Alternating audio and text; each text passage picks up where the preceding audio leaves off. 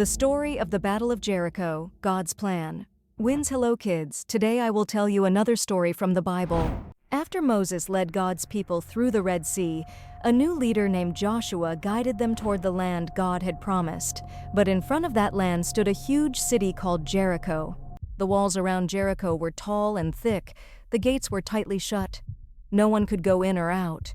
The city looked impossible to enter. Joshua prayed to God for direction.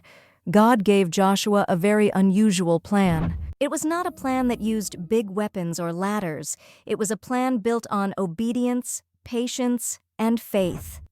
God told Joshua that the people should march around the city walls once every day for 6 days. They had to walk quietly, with priests carrying trumpets and the Ark of the Covenant, a sacred symbol of God's presence.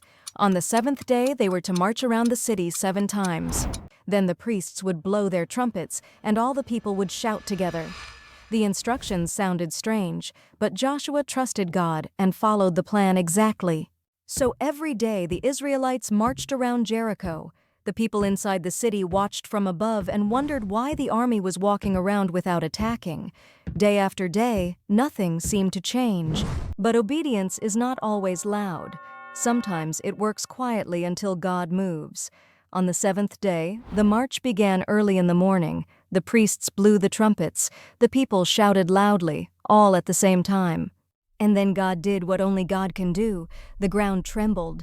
The walls of Jericho cracked, crumbled, and fell straight down. A path opened. The gates were gone. Joshua and the Israelites entered safely, and the city was taken according to God's promise. The people celebrated, not because they pushed the walls, but because they trusted God's timing and plan. The lesson for you today is this: sometimes God gives a plan that looks different from what we expect.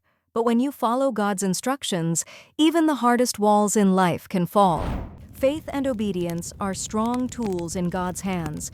God always keeps His word, and God always makes the way, even when it looks impossible at first.